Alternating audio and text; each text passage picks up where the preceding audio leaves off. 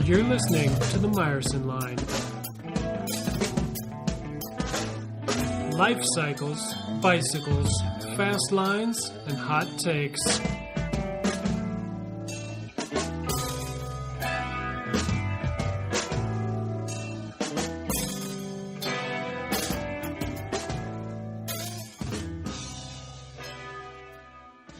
Hello and welcome to the Myerson Line podcast.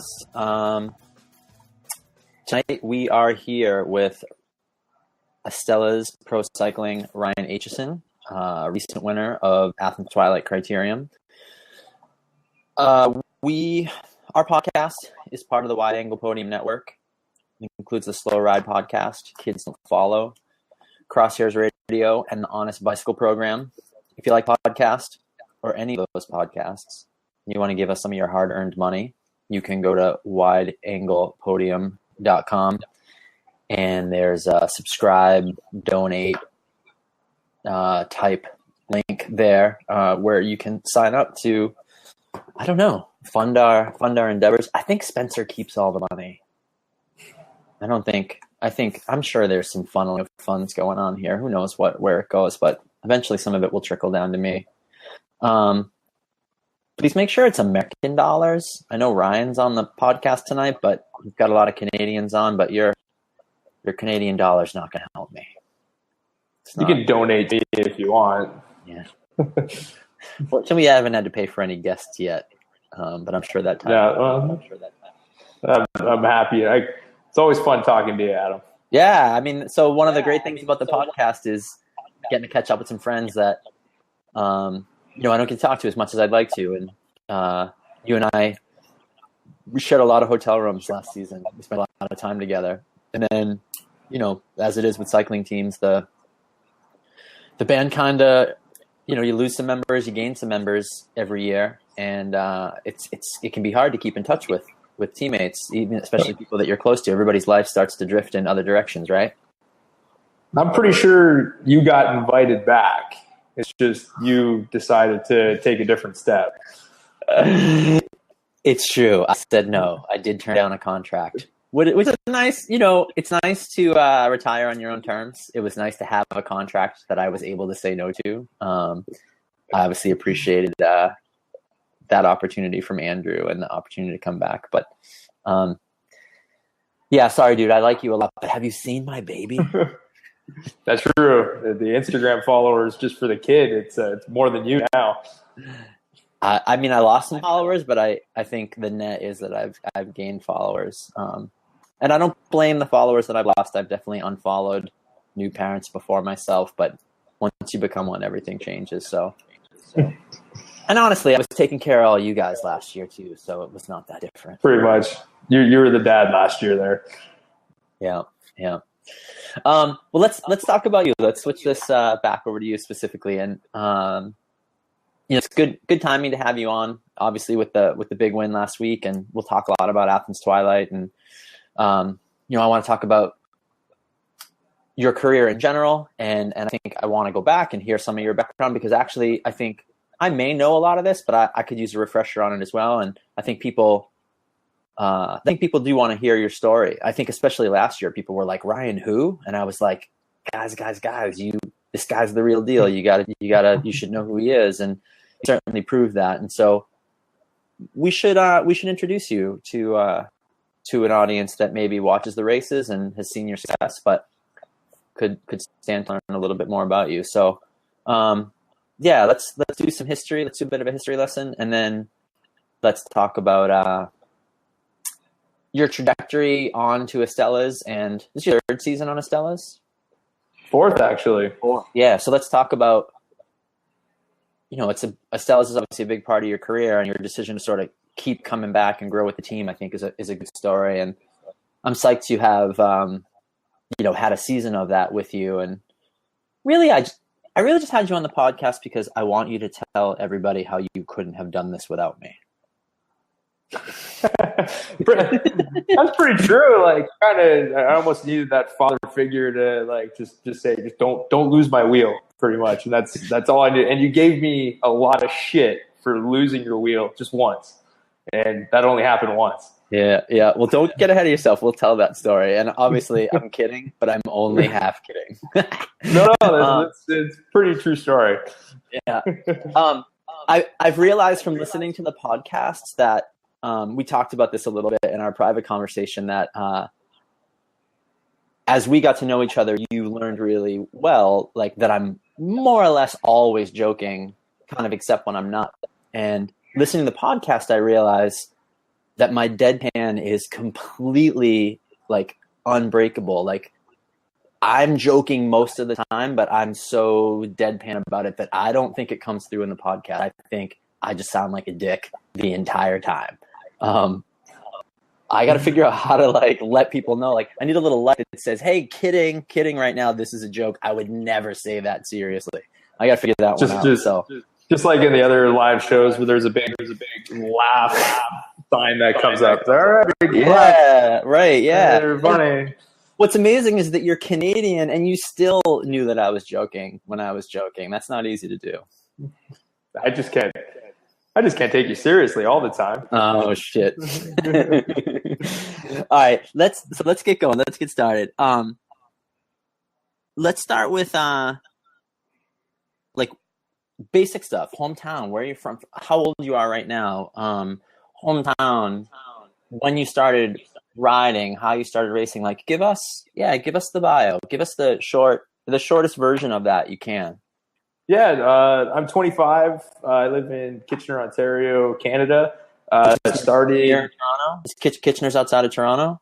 Yeah, and so I'm an hour away from Toronto, so like a little suburb. It's where kind of a university town where University of Waterloo is and Laurier. And so pretty much I started at 16 racing. That's when I started taking it really seriously in high school. I would start not really ditching high school, just mostly like reassuring the teachers that like, hey, I'm taking a couple days off to go racing. And some of them liked it, some of them didn't. But I still kind of took them off and did it anyways. And I got picked. I got on Team Canada when I was first year junior and second year junior. So that really devoted all my time towards racing. And after that, and I just had fun, just lived on the road. And after, like, I learned so much just being on Team Canada, doing Belgium trips, European trips, and doing junior worlds for both road and track 2 years in a row.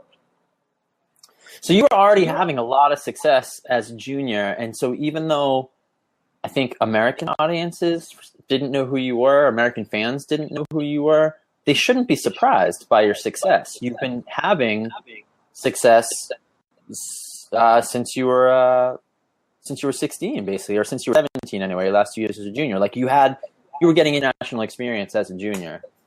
Yeah, and so back then, like, because that's I hate to say many years ago, but it really is like it's almost a lifetime for me. It seems like it, at least. Yeah. But like we did, instead of doing a lot of American trips, we did a lot of like European trips and a lot of like track races, just kind of all over Canada. Like in BC, there was a lot of trips out there to the Burnaby Velodrome, and so that took up most of my time. Then going to like LA and racing in the US, road racing. So you do these international trips, national team. You've at some point decided you want to be serious about bike racing. First year senior, what happens? Like you don't go to college? What do you do? What happened when you were 19? I graduated high school, and so I pretty much I stayed on the road, and I joined a Toronto-based team, Jet Fuel Cycling, and that they took me to the States. I remember doing Speed Week as like a first-year U23, and that was one of the hardest things I've ever done. Like I would have remembered that. Yeah, I would have been there. I mean, because Jet Fuel's been around for a long time, and the team has like sort of come and go in terms of its maybe importance, let's say. Like I still associate like Andrew Randall with the team, which you must have been on it when he was like he was going, he was just leaving. Yeah. And so I'm pretty much like one of the Jet Fuel alumni, and so which is kind of cool because that team just has so much history and so much like great riders like Zach Bell, who came out of the program, and Andrew Randall, like we're all still in cycling. And so even though I never got to race beside them on a team, like it's still kind of cool to be a part of the Jet Fuel Cycling alumni team. And so they showed me, and I've always been surrounded by older riders. And so even during my junior days, I was still on jet fuel. And so I got to hang out with all the mid to late 20-year-olds, and they pretty much I just traveled with them as much as possible. And even through my first couple of years as U23, going down to Speed Week, going to like training camps in the winter, I was always the youngest guy on the team. And so that it was, I had a lot of fun learning from everyone. And so from there, how did you end up on Astellas when you were 20, second year, senior year? No, and so I went to my first and second year U23. I think I was on jet fuel, and so I went to a U.S. team right from there. I went to just an elite domestic, Panther, presented by Competitive Cyclist. Right. That's when I really met you. I think when you were, or became aware of you, was when you were on Panther. Yeah, and so I got on that team because I did the Windsor crit, one of the last crits of the year. In downtown Windsor, like a lot of good guys have won that race, and I was leading out my jet fuel teammate, and I ended up dropping Phil Martin, or trying to remember from his name all of a Panther. sudden. Now that's bothering me. Paul Martin. Paul Martin. Yeah, Paul Martin. I ended up dropping Paul Martin going through the final corner, and That's how you get on teams. Yeah, I tell guys all the time. Yeah. Forget about sending a resume. Like, go out there and smash the guys on the team you want to join, and either the director from that team will notice, or the guys on that team will like, that dude's strong, and they'll tell their boss about you. And yeah, when I dropped him going through the final corner, like I think he got scared following me through the corner, and I ended up making it. And so we started talking after that. And when you drop like he's one of the he's an older alumni, and man, like he let me out for the next 2 years on Panther, and we won so many races and took so many podiums in the Midwest that like I had so much fun on the 2 years on Panther. Yep. And you who else was on Panther with you then? What other guys? Chrissy Birdie, and so I see him every weekend still, and so it's just we always say hi, we always have a few laughs together, and like same with like Ryan Knapp, I see him all the time, and Kirk Albers, I don't see him very often, but he was again one of those older guys. You were on the team together, and so I lived with like Paul Martin for like a bit during the season, and same with Kirk, like. It was a big step. I think it was second year Panther. I actually met Kirk's parents and stayed the night at his parents' house. And if anybody knows Kirk, like that, right. He doesn't let anyone in. you know that he used to be a Cycle Smart coach, right? Yes, I believe we talked about that last year. Yeah. He's a very good friend of mine. We call him Darth.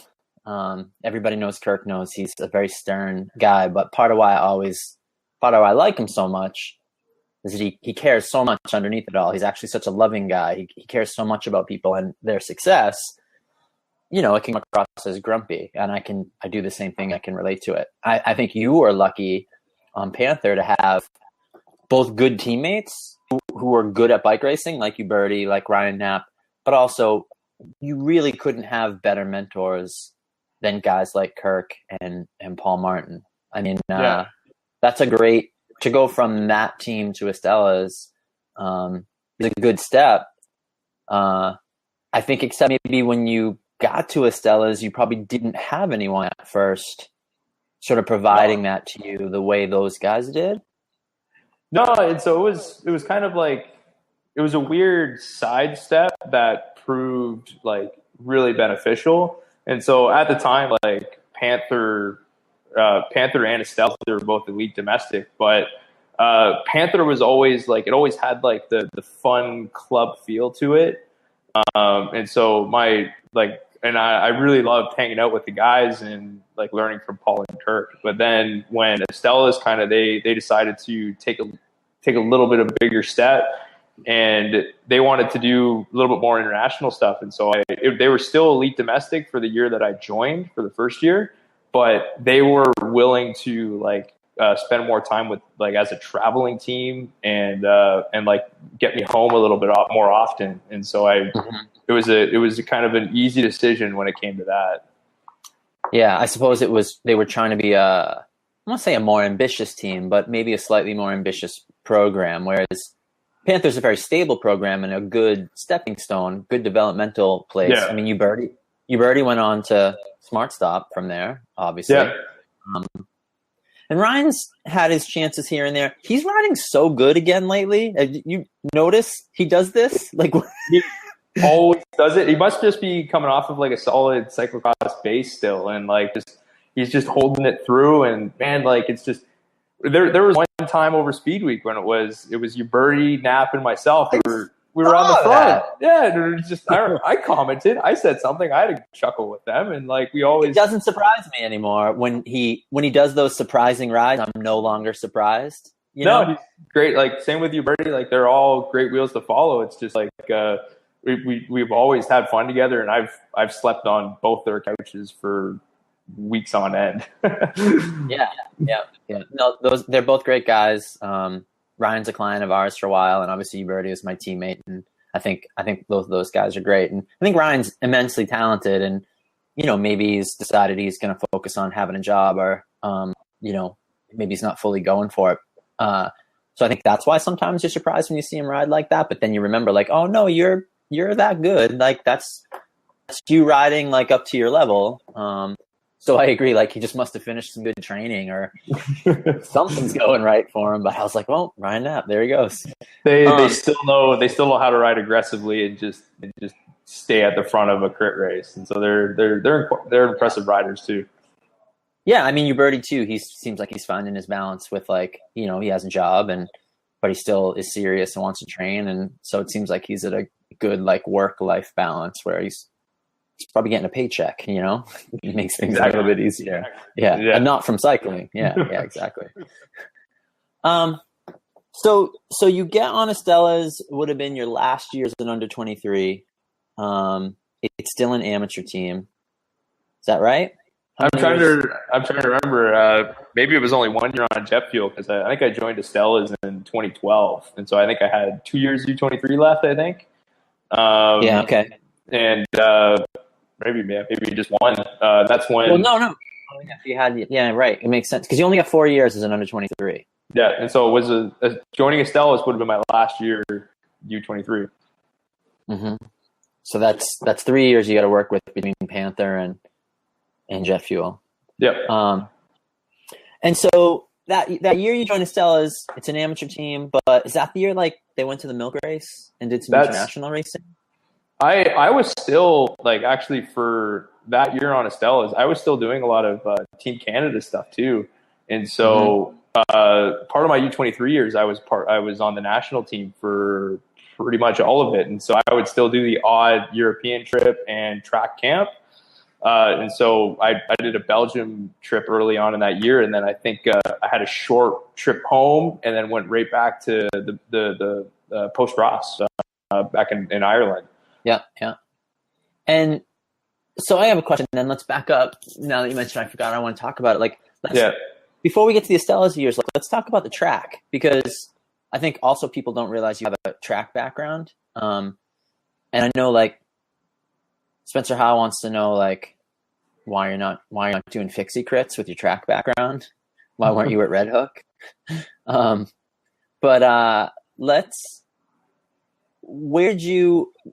Where did you leave the track? Why did you leave the track? Because Canada has a really good, well-funded track program. If you're one of those A-level riders, like you get a paycheck, they take really good care of you, and the way you're riding now, it seems like you probably could be one of those team pursuit guys if you had pursued that.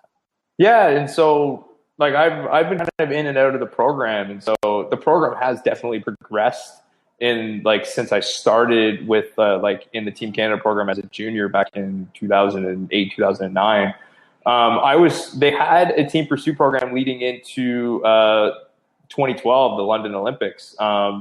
We were building up to it and trying to post a team pursuit standard, and we unfortunately missed it through a lot of hard work and self-funding to be at the training camps to train with 5 guys, which was unfortunate, but with some new leadership on the national program, like the program's coming back and they're turning it into, it's called a next gen program now. And so and when you go to Europe, you see like the Belgian cycling team all the time. And they're the guys always in blue. They're at every race on the weekend, and they're always training on the track. It's a team, that's what Canada's trying to do. They're trying to make a group of 8 to 10 guys who don't have other commitments. Right. And so they're well funded. They stay together and they train together at all times. And so it's great. And that just started. And I was part of the program for a bit. I went to like a couple of the first camps, but I was just with what they wanted to, and I wanted to stick to the road. And so I already had some fun in Europe, like just racing, and you kind of get your head blown in a little bit in Europe. And so unless like you take a quick hand to that, it's incredibly tough. And when I grew up doing a lot of the US stage races and crits, like you just have so much fun doing that. And I decided to stick with it and stay on Astellas and Panther. If the new track had been done sooner, do you think that would have impacted the trajectory of your career? Because you guys have a really amazing track now. Yeah.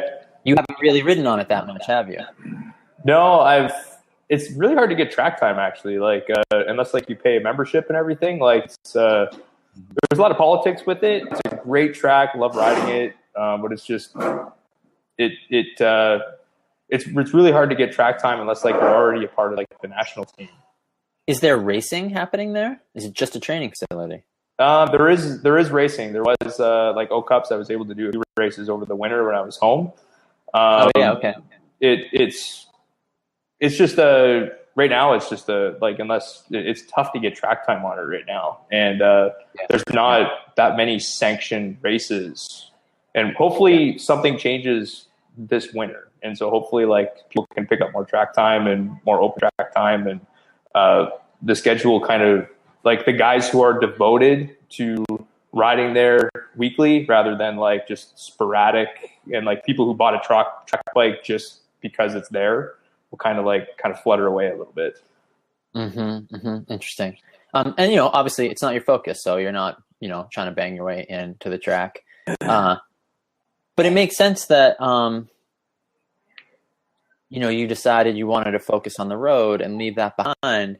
And I feel like when you were first on Astellas too, like criteriums were not what you were chasing. You were definitely looking.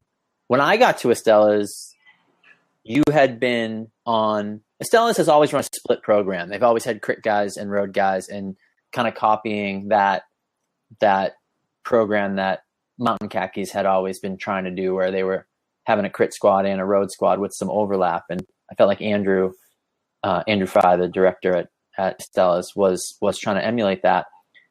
And you had been on the road squad.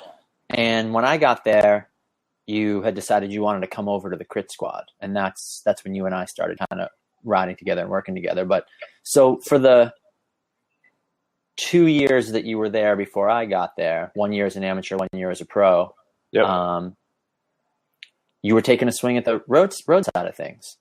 Yeah, just kind of with my background, like doing European races and like wanting to continue into like the NRC calendar at the time. That was kind of the obvious choice, and that's why I was picked to be on Astellas back in 2012 or 2013 and 2014. And so they wanted me to do more of the road races, and that's really what I wanted to do. It came to an abrupt stop 2 years ago on first year professional Astellas, and that was when like I don't know if it was I ended up getting really sick while on the road, and I'd never bounced back, and maybe it was like just the pressure of being like that first year pro. and on the road and maybe overtraining, or like it's just, or like I really don't know. It's just I stayed on the road, which probably wasn't a smart decision, being sick, and rode myself into the ground, and it took half the season away from me. Mm-hmm. And so when you say it took half the season away from you, what did that consist of? Like, you just went home? I started. I remember I started in. I did Redlands.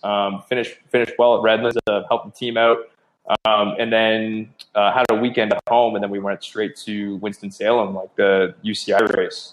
And that's when I got sick, and I ended up in the hospital for a night just because I couldn't keep any fluids down, and so it was actually like it was pretty bad. My teammates were kind of worried about me, but we already had all the travel plans laid out for the next 2 months. And so I was prepared and mentally prepared to be on the road.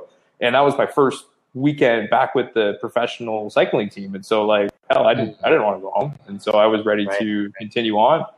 And so I did. I remember I went home with Uberti that after Winston-Salem, and I spent a week at his house trying to recover and sleep. And and I got better, and I ended up heading over to Joe Martin, but I started one stage and didn't finish it, and kept going to Gila. Got sick at Gila, and then I did another training camp at altitude in Big Bear, which I got a little bit of fitness back, but I never got anything back until I went home and took a complete month off.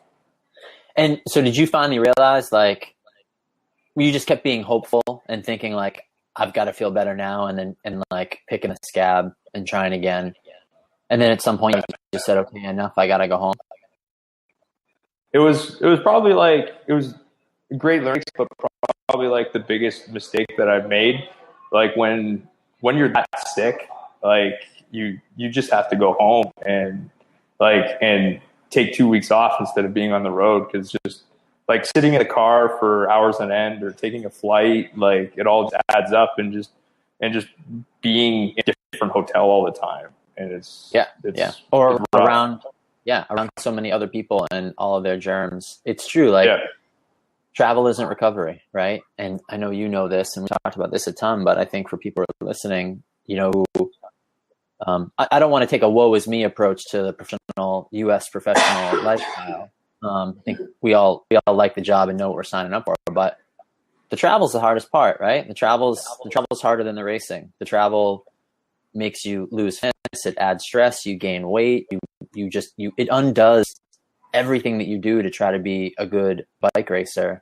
The act of actually getting the races is the biggest counter to all of that. And so, just staying on the road is a good way to stay sick, right? And so that's what I learned. And it's when you get especially that sick and you're around teammates and everyone's riding every day, and meanwhile I'm having Gatorade and having microwave soup in a hotel room in Gila, like in Silver City. Like it wasn't pretty.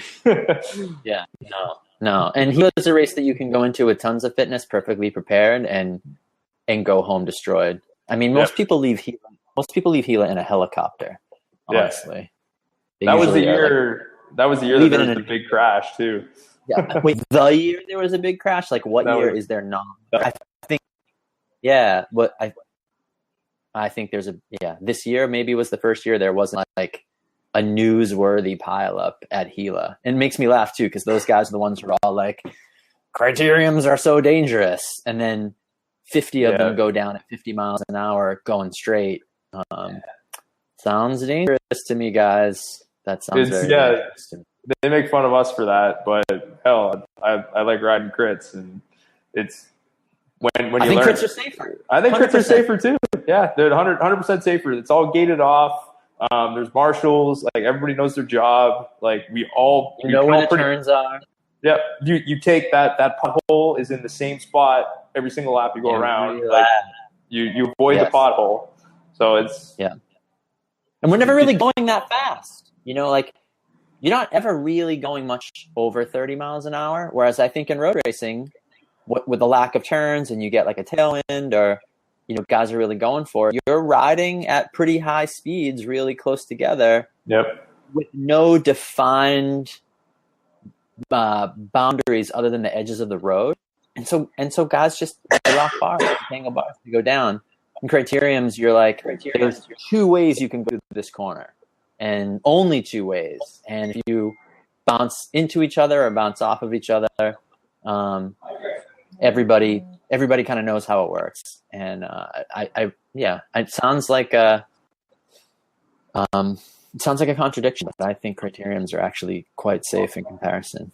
And I don't know. I guess it's tough when you compare it. Like, you pretty much like all the courses are different, and so like I could argue both sides, but like in hindsight, like I see criteriums coming out on top of that battle. Yeah.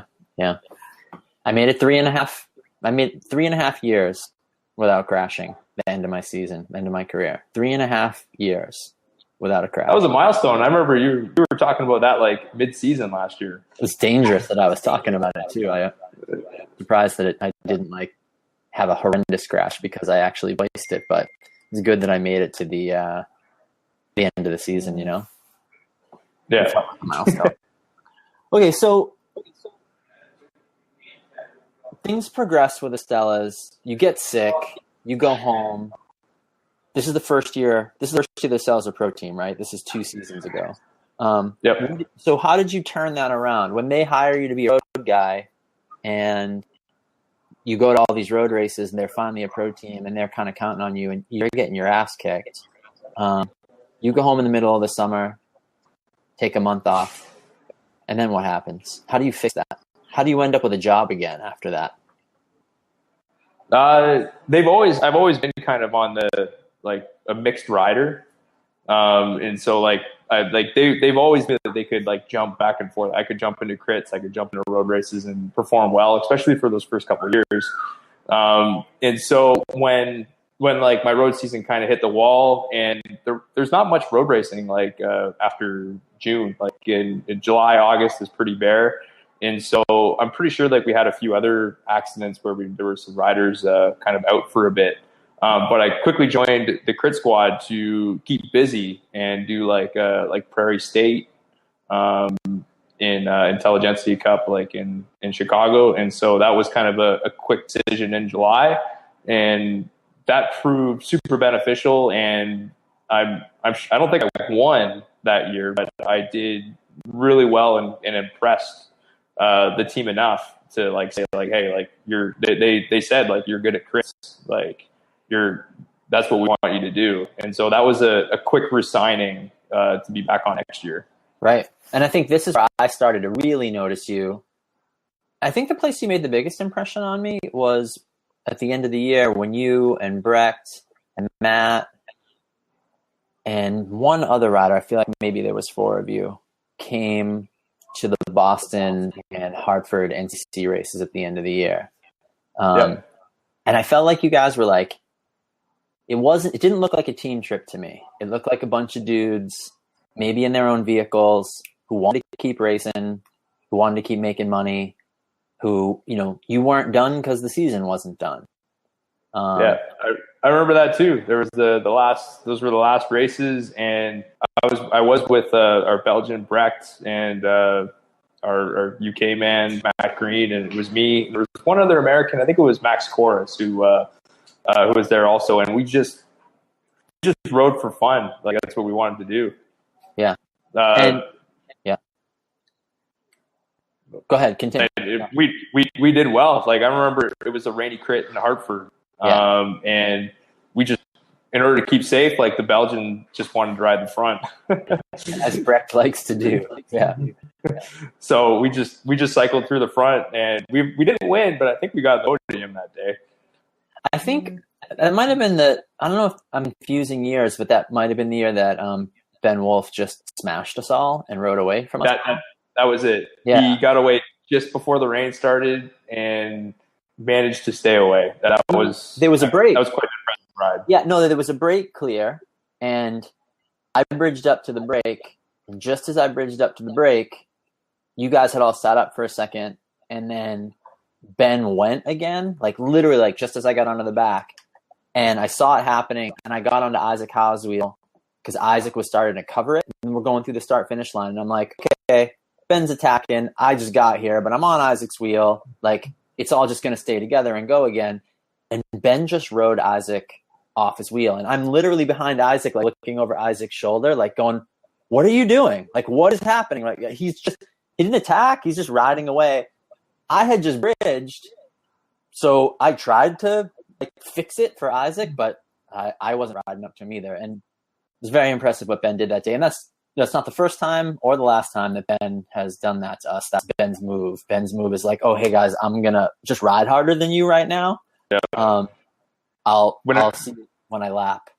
Whenever I see Ben at a race or like know he's showing up, like I don't give him any leash just because because of that day. Yeah, you're not going to ride up to him if he's gone at all. He's gone. Yeah, he's a very, very talented guy. I'm excited to see him like getting opportunities and he's looking forward to see what he does like at TT Nationals without any punctures or bad luck. You know, like I'm convinced that he won last year, and I hope he can do something like that this year. But yeah, you all made an impression on me that weekend. I think it was the first time I really got to talk to you, and I was just impressed because you looked like bike racers. You didn't look like, I don't know, entitled pros who are like too good to be sleeping in your cars. You look like bike racers, and I was like, oh, here are the serious guys from Astellas. You know, here are the guys who actually love bike racing. We were on the road for a while doing that. I think we came up from Philly and drove, and we ended up having to drive home. And so someone had to get the van home from Boston, and I think that was Matt. Then I ended up driving home from Boston too, and like they're not easy drives, and like when you're doing them, just a couple guys. Well, so let's talk about halfway through now. Let's talk about like current events and last season leading into the season, and let's talk about the crits and about Twilight. So obviously, like I come onto Astellas last year, and you know I feel like I got hired for a very specific thing. Like at first, I thought I was just being hired to sort of mentor guys like you and help. You know, you and Monk looked like we had some real fast guys who were ready to step it up. And at first I thought I was being hired to just captain that program and give Clay a hand with that. And probably that would be my last year. And then of course the bosses were like, no, we want you to sprint too. And so it worked out really great. It was a lot of fun where I felt like I got to help teach you guys how to ride these crits. You were all so talented. You're all so good, but you were all just so sort of disorganized and not reading the races correctly and not riding together to the limit of all of your abilities. We fixed that, right? We did need some leadership and someone to like it. It was all about like being accountable for like your actions, and so like you need to have like. You need to have a reason for going off the front or like not being there at the end of a race. Like when that's what you learned. That's one of the things we learned right away. And having proper like pre-race and post-race meetings and like working on those skills and goals. Like that was such a change of pace. And like, we'd always have like the quick meetings, but like nothing like 2 hours leading into a race, like what you did last year. Yeah. I mean, we'd be sometimes the last one to leave a parking lot because we were still in our kit, in our chairs, like having a post-race meeting, and everybody else had already left and gone to dinner, which maybe sometimes looked ridiculous to other people, but we were having a clinic, right? Like you guys, we were learning something, right? We were doing good work in those meetings. So especially when you'd come into this program and like a lot of the guys who, like there was only a couple of new guys that year, last year at least, into the crit program. You were one of them, and all of us, most of the guys already knew each other's strengths and weaknesses, and so. But you helped us like kind of put it together and like actually like use each other's strengths to like kind of get someone to the finish. Mm-hmm. Mm-hmm. Yeah, like so. Because it felt like a transformational season, and I don't think people thought that the Bad News Bears could get the results that you guys ended up getting. right? I think that was a big part of it last year. Was we had a lot to prove, and we proved it, right? We organized and we were punching above our weight, I think, from the outside, but I think from the inside we were performing at the level that we all thought we were capable of. We know how good Clay is. We know how, man, like, no one can sniff out a break. Well, maybe other than you, no one can sniff out a break like Clay, right? And even Clay decided, once he saw how things were going on the crit side, he's like, oh, I want to be with those guys. Like, I want to be part of that. Like, it's funny how that happened. There was not a rivalry between the crit squad and the road squad, because we love those guys too. Like, I think everybody was good friends, but it was a little bit of a like, how's the road squad doing, guys, versus how's the crit squad doing, guys? And I think trying to motivate each other. But I think the feedback that we got last year was that the road guys were lacking a little bit of that sort of cohesion and organization that we had successfully kind of put together in the crit squad. And so all of a sudden everybody wanted to ride the crits with us. Yeah. But you started to get results pretty quickly, and it didn't take long for us to realize you were the guy that we needed to get behind. It was almost uncanny, your ability to identify the breakaway and then just ride across to it in big races. And that often left me to do the sprint, which was, it's fun for me. I like sprinting. But we were always sprinting for – also coincides with UHC deciding to let breakaways go all of a sudden. Every year up until this point, they'd bring everything back and make it a field sprint. And last season was the year they decided, as long as I had two guys in the break, they'd stop, let's say, ruining the races by bringing every break back and started letting different guys take their chances. Which I think was that was helpful for us, right? Yeah, and even last year, like, that was like my first year as like a full crit rider. And so I've raced a handful of races before, but like we would always go into the meetings being like, well, traditionally this is a sprint, and like we just got to cover the moves, and it was always my job to cover the moves. And so that's kind of just where it almost started. But then you just pick the right ones, and it kind of worked almost. Yeah, you were. I guess you could say, based on how we thought things were going, you were not covering and killing, but you were. We weren't riding for you in a sprint. Your job, just like a lot of the other guys in the team, your job was to take turns covering moves. Except you kept covering the right one, and it kept going all the way to the finish. Like UHC would actually ride in it, and I can't even go back and count the number of races you did that in. And next thing you know, you're top 3 in the NCC. Yeah, and we had something to ride for. Then all of a sudden we had a season-long goal. How do we keep you in the top 3 of the NCC? And then, that allowed you to sort of back cleanup. Or if it was a field sprint, it allowed us to stick together where the guys would do a great job keeping us in position. And I would try to sprint first. I'd try to go long, or we'd sprint together. Sometimes we'd mix it up. Interesting because you were always good at following wheels, and you're always good at being in the right position and knowing who to follow for the sprint finishes. I don't let a wheel go, and so like it worked out really well. And so with your positioning, and then with like me just following, and so it felt like you could always count on me to be like the guy right behind you on like leading into the sprints. And then eventually you started going early yourself. You're strong enough to, be like, okay, I'm here, I'm ready to sprint. And you'd be like, oh, no, it's a half lap to go. I'm going to start now. I'm going to sprint now. And then I had to start following you in the sprint. That was when I left my wingman and you got mad. Yeah, you want to tell that story? What happened there? When was that? Was that Boise? Yeah, that was Boise. That was Boise. I wish we had talked about this before so I could get the photo of the finish.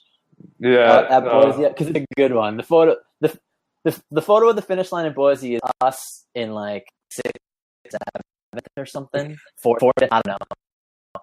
But it's very important that you get maximum points. And I was getting ready to hit out for flat to go, and I had things completely under control.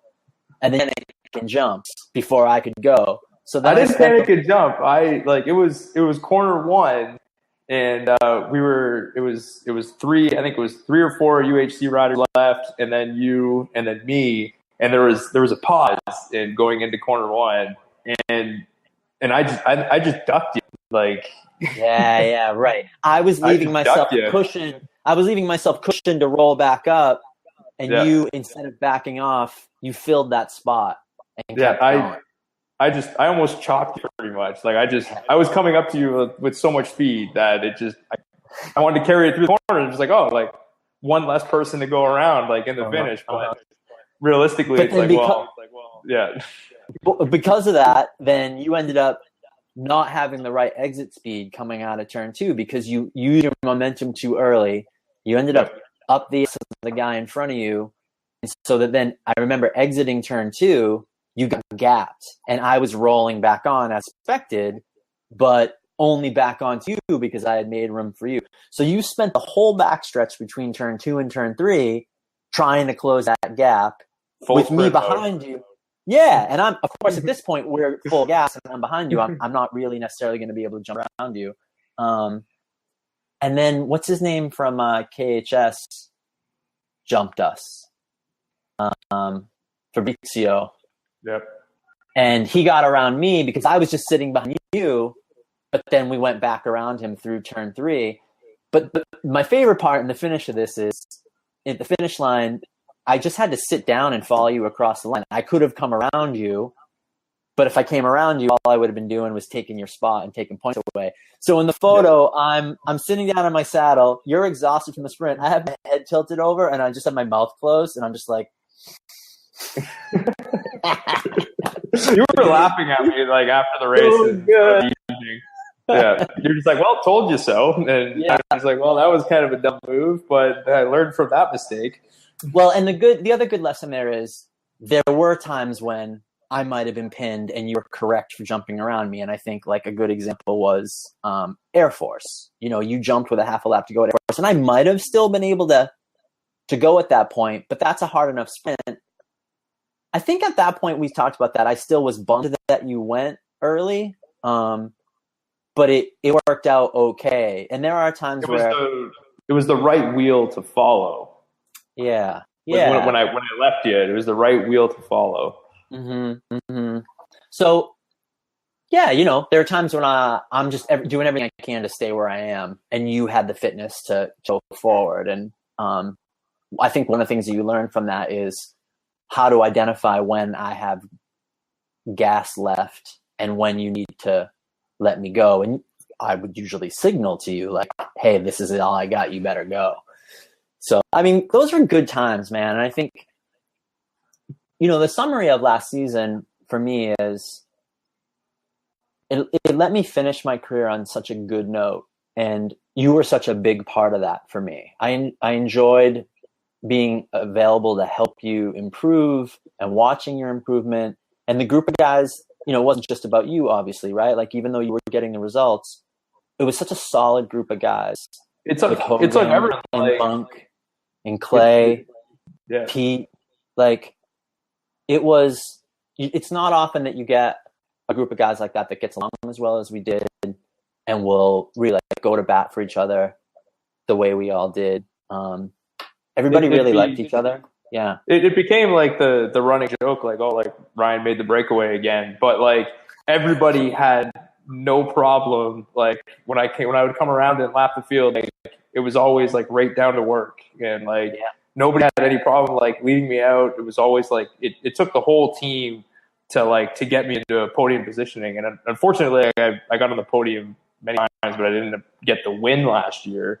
But we all worked hard, and like I became the sprinter in some cases, and I did the best I could, and everyone was super happy to like help me get to like second and third multiple times in the biggest races in North America. Yeah, I think you look at someone like Monk, and we know how fast he is, and we thought he'd be the sprinter, and he'd be the guy that I would be leading out, and sometimes we did.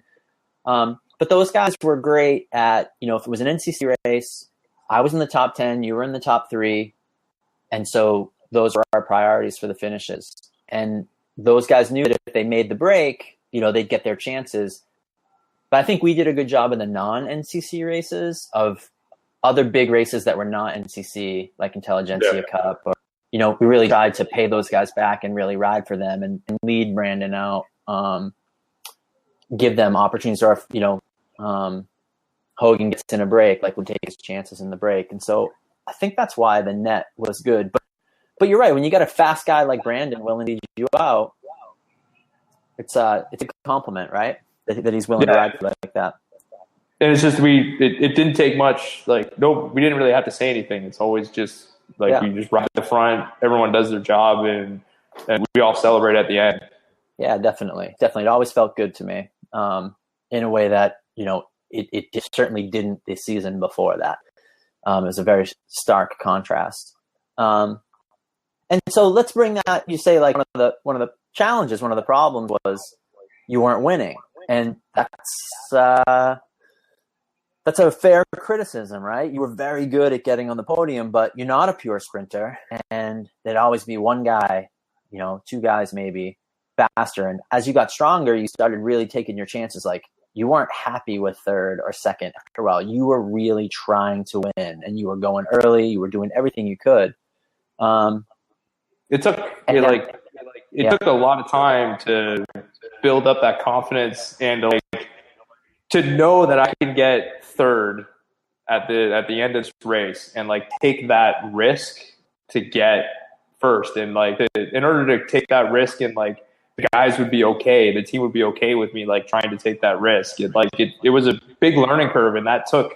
I didn't figure that out until August and September, right at the end of the year, when I was confident enough to make the break and to plan how I was going to try to win this. Mm-hmm. Mm-hmm. And so you must have done something right in the off season. I think you did the same training camp you usually do. You went to Spain for a while, like you usually do, right?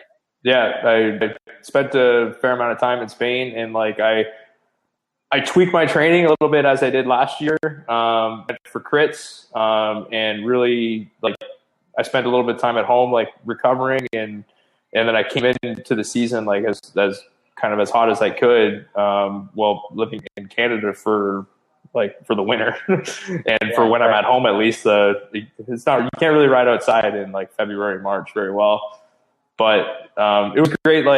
It's always a good test of fitness, the first race of the year, and it was kind of comical again this year, where the crit team at least, we met in Atlanta, and we did a small weekend race. And last year I did the same thing, and I won the first race of the year in Atlanta. Then this year I backed it up and won the first race again.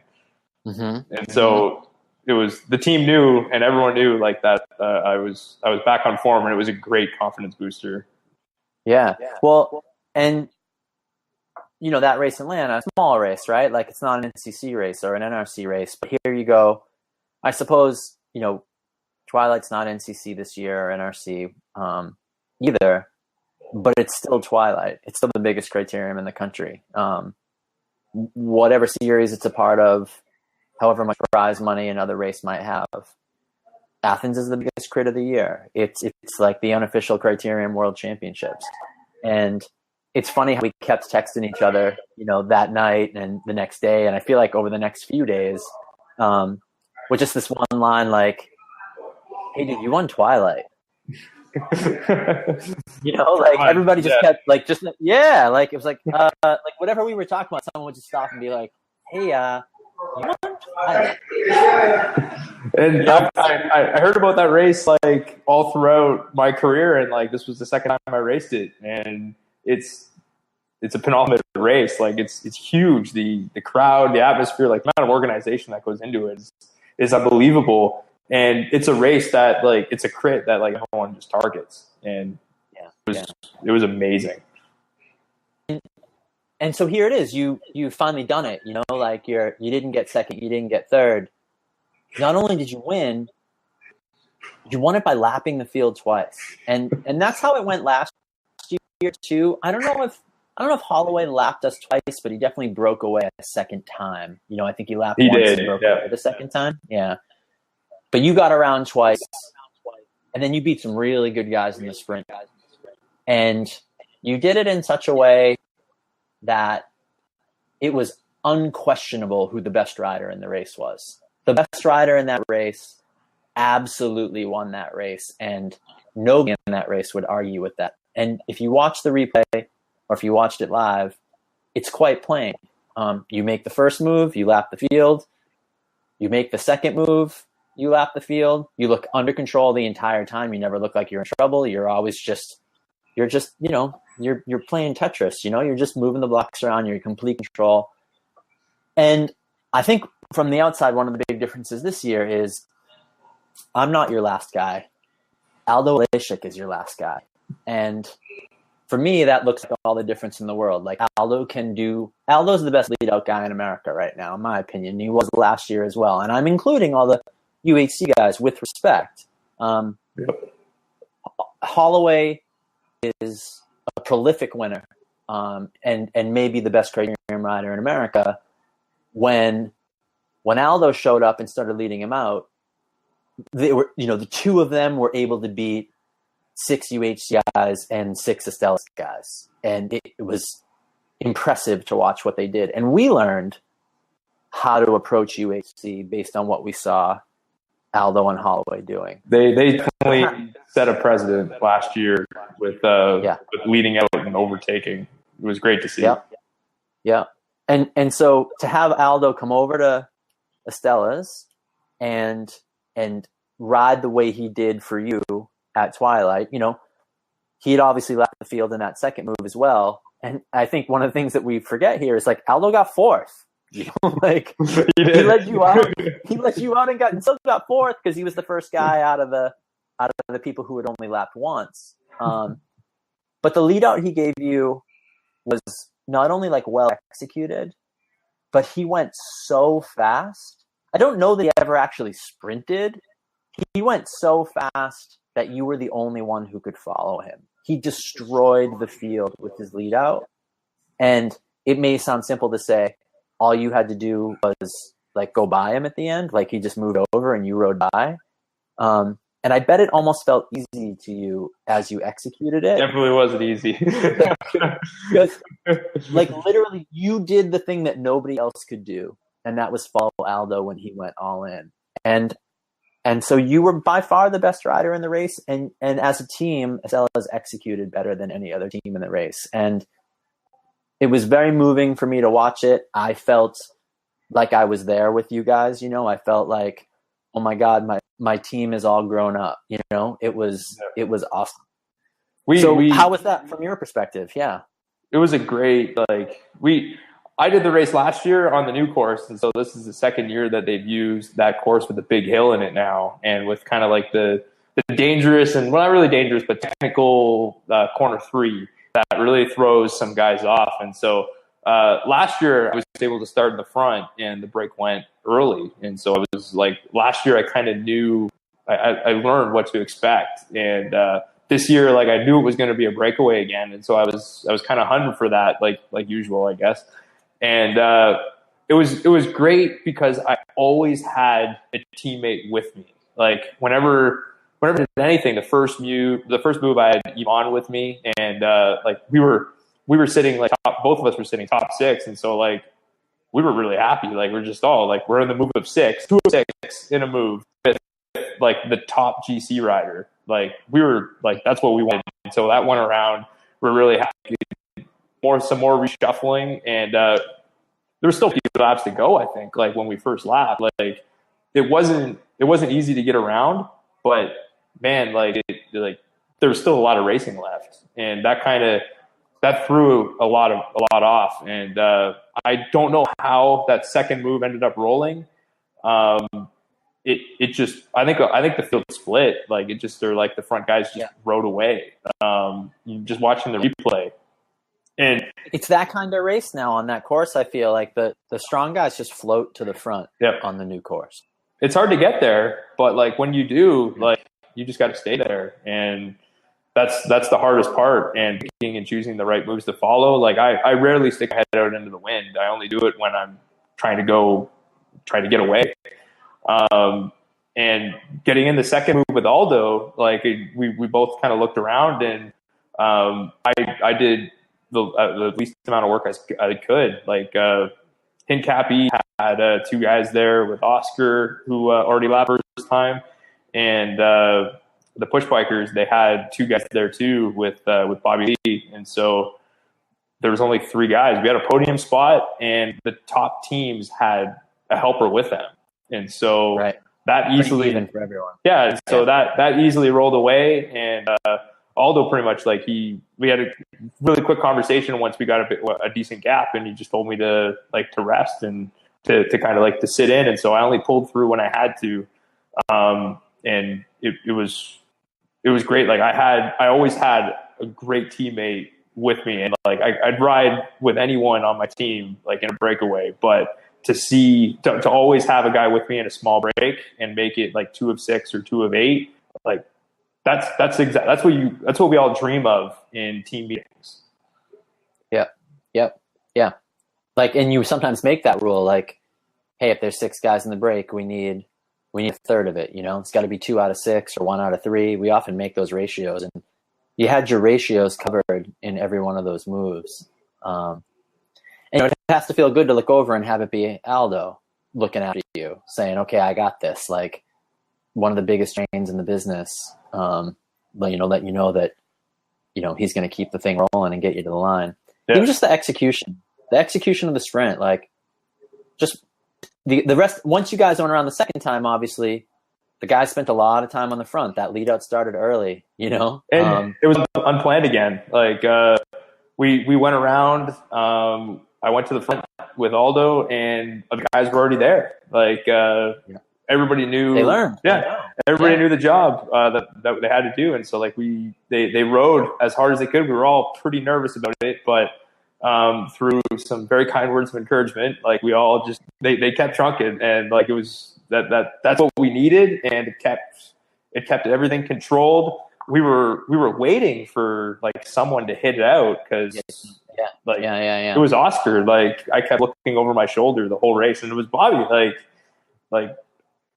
You knew it was coming. I knew it was coming. I knew something was coming, but maybe it was the pace was already. Everyone was wore out. It was more than a 90-minute crit too. I think it was almost an hour 45, and so it was a long day in the saddle. I was already out of water by the time I went around the second time, and so it was a long day, and everyone was tired, and I just put all my trust in the team and the guys leading me out. And I even told Aldo I wasn't leaving his wheel, just like I did last year with you. Wasn't going anywhere no matter who pushed, and there were riders who pushed because that was the wheel to be on, and I didn't let anyone have that because that was the winning wheel. It is amazing to me that you could lap the field twice, be on your teammate's wheel, and someone would have the nerve to try to take that wheel from you. Oh my God. If I was there and I saw that happen, I would lose my temper. That's something I'd lose my temper. It didn't take much convincing, but I held the wheel and I didn't lose it once. And Aldo would check back every now and then, but I try to be pretty vocal, and just every time you go through a corner and it bunches up a little bit, it's oh, here. Well, yeah. So tell me, there was one moment, I think it was maybe 2 laps ago. Hincapie had gone over the top. You had to assume that they were going to. That's their style. You knew that they were going to go, and they went probably a little bit too early. There was no way they were going to keep that to the finish, but it did keep them in position. And there are times where sometimes that works. At the top of the hill, with either 1 to go or 2 to go, Aldo turned around and sat up for a second and looked at you and took his hands off the bars. And I thought that he gestured towards his wheel, don't leave my wheel. What happened in that moment? What did he say to you? You could definitely tell watching the replay that and you could pick him out too, because he's 6.5 feet tall. So you can, I remember watching, and he turned around and we already knew what I had to do, but that's just I'm sure everyone else just panicked when they saw this big guy kind of turn around and look. But I knew he had to hit it somewhere, and that was the spot. But even last year, by the end of the season, by the end, we learned this is Aldo's move. Aldo, he's incredibly strong. He could ride anyone off of his wheel, but boy, did I ever try to not, I couldn't outsmart him, but last year by the end of it, he dropped me a few times in some major races, and like I always try to stay on his wheel. And at Twilight, like I knew he was going to hit it out, and when he does, like that's your sprint. Like that's just where you following go. him. Yeah, just following him is your sprint. Yeah. So yeah. And then got you to the last corner. He went early. He did a big last lap. He had but to. I could see yeah. Once he got you through turn 3, once you were at turn 3, I was like, Ryan won't lose now. But he just not only did no one challenge you, I mean, like you just dropped everybody.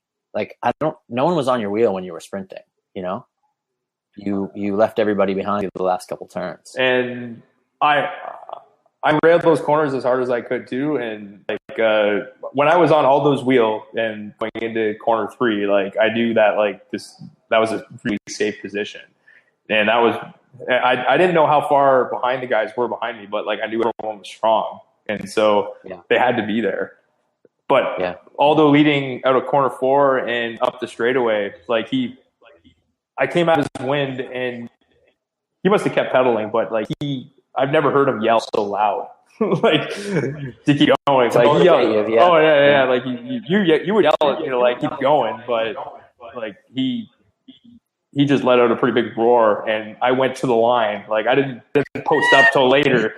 Like, no, I know, right? Yeah. He was posted up, and you were still sprinting. Yeah, like I had one hand on the bar. Like I went to that line because like all was still yelling at me to like keep going. Yeah, that's good. No, I mean that's the way you got to do it. Like the worst thing you could do is sit up early, not know. So it was beautiful, and everyone was psyched for you. I think the Heckman rule was in effect. Heckman rule being that when Heckman wins, everyone's happy. So I think the Heckman rule applies to you and applied to that victory for sure. There was nobody who wasn't happy for you. That was really great to see. We're at about an hour. I have a couple questions left. One is, what did you do after Twilight? What's Athens like after hours when you were the winner of Twilight? Where did you go? But like by the time like we finished Athens, like it starts out as a late race, that's it. And so you should like we celebrate, we do the podium, like we put back a couple beers on the podium too, and like we do the team celebration. Like everyone got sprayed with champagne and beer at the celebration there, and so we all had a great time. And then we went back to the hotel, had a shower, and like I think we sat down to eat pizza. I think at almost 1 o'clock. And so and we found out later that the bars closed too. And so there wasn't much fun to be had, but we went out to a couple bars and had a few drinks, but we ended up back at the hotel, taking a cab, and we sat in the lobby with Finish Strong. And we watched the last 20 laps of the race. But me and you, Bertie, we were just hanging out, and we watched the last 20 laps over again. Couldn't believe it. Oh, Ryan. I've never been more disappointed in my life. Now I feel like I taught you guys nothing. Well, what? Like I saw 5 o'clock in the morning, like just because like I was answering my phone, but we had a fun, like Athens was the last race on Speed right, Week. and that's what's different, right? Normally we're racing the next day, and it's the start of things, and so to have it be the last race and to be a winner, I mean, you're right. The bars close at 2, but you know you can walk around, you can run. Just being in the race makes you a rock star after the race in Athens, but it really does. And like it was a fun. It was probably the best week that I've had on a bike. Like the team overall, like we got. There was the 5 races because Charlotte got canceled, and so we won 3 of the 5 and got second in the other 2. And so we had an amazing week of racing, and we were in I think like 8 hotels in 9 days, and just back and forth doing. We were always on the go, like never having any time to like. You'd get to the hotel and you'd nap. You'd get the latest checkout you could. Then you'd hop in the car, drive to the next hotel, and try to nap before you're back on the bike doing it again the next night. And like we still celebrated the other wins throughout the week too, and so there were other late nights being had in right. not necessarily like after Twilight, but there was other nights in Athens where like we did have a little bit too much fun leading into the other races. Did you spend the night in Walterboro? Rice Planters. Oh, you stayed at the Rice Planters? We did. I sent you a tweet. You didn't reply back. Oh, I must have missed it. I can't believe you actually stayed at the Rice Planters. That's great. The Rice Planters is really nice now. What? Like, they redid it. Like there's like really nice sheets, like good pillows, and like there's actually marble in it too, like on the counters. It's pretty nice though. At least like we were in the opposite side, the pool side, and so we were on the other side of the planters, and we lit fireworks.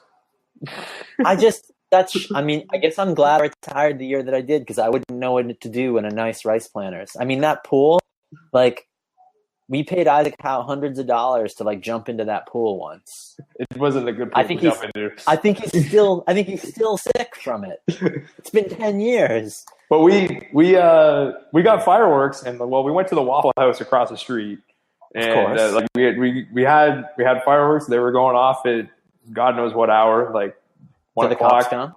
Cops didn't come, but the people staying next door, they weren't very happy with us, and so we calmed that down. But we did have a few beers with our local West Virginia traveler. He was a great guy. He loved hanging out with us. We got some really interesting stories from him. Usually a Canadian gets arrested. It was usually like one of the Quebec guys. But you could have been the honorary Canadian lighting up fireworks and going to jail. Spencer wants to know, being Canadian, who your pick for the Stanley Cup is. Oh my God! Because all those Canadian teams fight. There's for not the a cup. Canadian team in it, so I'm not really into it right now. But either way, I've been at Speed Week for the past week. So what's going on? Like, I need an update. I know. Even after Speed Week, like. I've been hanging out with the team. Like we're still traveling. We're still on the go, and it took three days to recover. Like at least, right? 4 days. I think we're on 4 days now. And that was a very hard week on all of us, and we rode ourselves into the ground. Yeah, and now you're on your way to Wilmington, Delaware. You stayed in Knoxville, at Clay Murphy's. And now you guys, where'd you stop tonight? Where are you right now? Westchester, Virginia. And so I didn't know if I was going to be on time or late to this little Westchester, Virginia. Where I think it's the Interstate 81. Yeah. You're not sure you're not in Pennsylvania? No, you wouldn't be in Winchester. Okay. Westchester. I was like, Westchester's in Pennsylvania, but you wouldn't be there if you were going to Wilmington. We're in Winchester, Virginia at a Super 8 on halfway to Delaware right now. And so, let this be an example to people who think the job that you have is a glamorous one. You don't even know where you are right now. No, it's just hop in the van and we get an email with hotels. And there's 4 of us staying at the Super 8, and we'll be back in the van tomorrow for another 4 hours of driving, and just in the time warp of the van before we get out and go for a spin when we head to Wilmington for the next race. Yeah, hashtag get in the van. So for those of you listening who are on your way or plan on being at Wilmington, Delaware, Ryan will be there with the rest of the team. You can go say hi to him in person. You guys know exactly where the awesome, most secret place to park is, because I was your teammate and shown you all of the secret parking spots, all across bike races in America. Don't let me down. You either got to fight with the cop for that too. Who did you think was in charge? You've seen me get into fight with cops before. It's definitely not the only time you've seen me get into fights with cops over dumb shit. The other one was at Intelligentsia Cup or at that's time I remember. Yeah. Don't mess with my parking spot. You were outnumbered there. I lost that one, didn't I? You definitely lost that. Yeah, but I lost. But I still, yeah. I just don't want to get deported. Yeah, you're not right. That's not your job. I'm the enforcer. You're the goal scorer. You let me worry about it. That's what I do with Aldo now. I mean, yeah. Wait, you have to do that for him, or he does it? No. He does it for me, and so it's the order is Monk and then Aldo. So yeah, you got to start with your Americans. You can't start with your foreigners. Especially in this climate, you never know what will happen. Let's finish up with our tonight after this. I know you were nervous about it. This is a question you were most nervous about. I wrote it on my hand.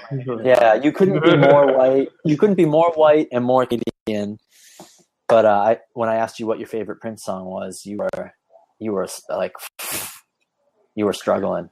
So I gave you some warning. I gave you some time to work on it. I'm gonna throw the rest of my team under the bus on this one. Like on the drive here, I asked them, and none of us had any on our phones to listen to. You had no Prince to listen to. Man. Did you comb your own memory banks? Purple Rain. Ryan, there are many ways that you are not an average guy. That is a very average guy response. Yeah. Fortunately, you're special in other ways. You can make up for it. But that is the Canadian white guy answer. I sadly was concerned about who we were going to get from you, but I love you anyway, bud. No, it's been great the past year. I love you too, man. I'll be in Boston eventually, or at least for the end of the season party. Yeah, when am I going to see you? I was debating coming down for Wilmington. I have the baby on Sunday. I could have. I'm racing Hartford tomorrow. I could have done the drive and maybe driven back, but I checked that drive time and I was like, no way. It's like 6 hours. I don't have to go. So the drive hit me home. Maybe I'll get motivated. I'll come see you at a race, but I'm itching for a challenge. I'd like to come around ride hard in circles with you guys. Just to get a little bit of that. There's always Boston at the end of the year, but for sure. Yeah. And I'll do that. Being closer to that might be a little tough. Yeah. Maybe I'll get motivated and come out for a couple of days of Toad. That might work out. So we'll see. I don't know how far Fader is away from it, but it might be a drive. That one's a borderline one. Yeah. Cause it's like, it's driving distance, but man, it's still a long drive. And I get a speeding ticket every year. That's where I get my annual speeding ticket, is in that open space between Albany and Binghamton. Thanks for coming on, bud. No, I'm glad we were able to make it work. I was a little worried about the super great Wi-Fi. You never know what you're going to get. We pulled it together. Yeah, no, it worked out all right. I think we got a good recording. I cleared out the first room at the Super 8, the only place I can get Wi-Fi. So everyone left now. Let's protect your studio.